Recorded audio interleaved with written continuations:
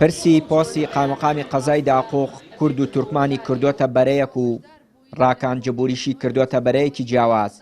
ئەمەش دوایەوە هات پارێزگاری بە وەکالەتی کەرکووک ویستی دانانی عەرەبێک بە پۆستی قایمقامی داقوق بە سەر کورد و تورکماندا بسەپێنێ.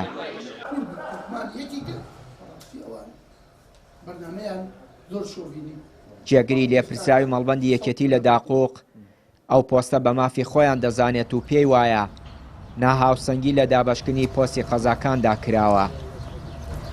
لە دوای ڕیفراندۆمەوە زوڵمێ زۆر لە پێکاتەی کورد کراوە بە دەنگیش بێ کە دوو هەڵبژاردنە لە ژێر کۆنترۆلی هێزە عێراقیەکان کراوە، بەڵام کورد هەر 6 مەقعدی هەبووە.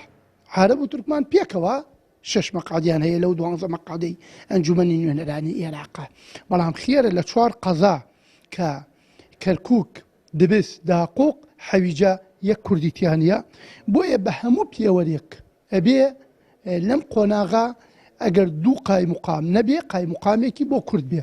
تا ئێمە پێشنیارمان کردووە قایمقام قەزاکان لە نێوان پێکاتەکان دابەش کرێ، کەرکووک بێتە دەوری ئیتر چۆن چارەسەریەکەن.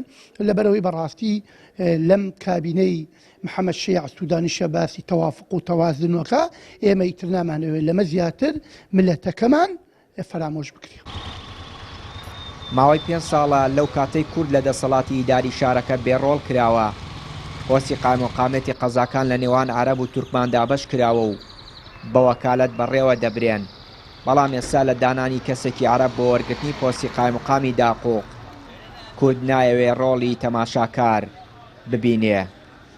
بەم نزیکانە ئینشاڵڵا گەینە ئەوەی کەوا بتوانین قایمقامێک بۆ داقوقدا بنین، هەرچەندە ئێمە وەکو کورد پێداگیریمان لەسەرەوە کردووە کە لە کەرکووکا 4 قەزا هەیە، ئێستا حەویجە بەدەستی عەرەبەوەیە، دبست وەکالەتەن بەدەستی عەرەبەوەیە و قایمقامێتی مەرکەز بەدەستی برا تورکمانەکانمانەوەیە. یعنی کورد ئەبێت منصبێکی قایمقام وەرگێت، یەکی لە منصبە سیادیەکانە. ئەمە حتا لە تەقاسمی سوڵتەیە بێ ئەگەر چی ئێمە وەکو کورد 6 ئەندام پەرلەمانمان لە 12 ئەندام پەرلەمانی عێراقا هەیە لێرە، کەواتە ئێمە نیوەی کەرکووک زیاترین. بەڵام ئێستا لەبەرەوەی کەوا کێشەکان چارەسەر بکرێت هەتا وەختی هەڵبژاردن ئێمە ئێستا پێداگیریمان کردو لەسەرەوەی کەوا قایمقامێک بۆ کورد یەکلا بێتەوە بە پەنای خوا. خۆی ئێمە 4 قایمقامیمان هەیە لە ناو کەرکووکە، سیانی عەرەبە یەکێکی تورکمانە. یعنی کورد هیچ پۆستێکی نییە لەو قایمقامێتە بۆ ئەو شوێنە.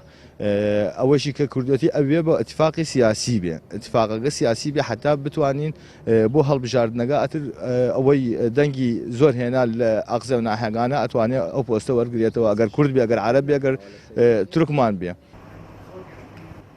پەرتەوازایی و ناکۆکی نێوماڵی کورد یەکێتی و پارتی بە تایبەتی دەرفەتی داوە بە پارێزگاری بە وەکالەتی کەرکووک بتوانێت گۆڕانکاری لە پۆستە ئیداری و ئەمنیەکانی شارەکە بکات و بە وەکالەت لە نێوان عەرەب و تورکمان دابەشیان بکات و کوردیش لەو نێوەندەدا بێڕۆڵ بکات. چیانووری کەناڵی پەیام، قەزای داقوق.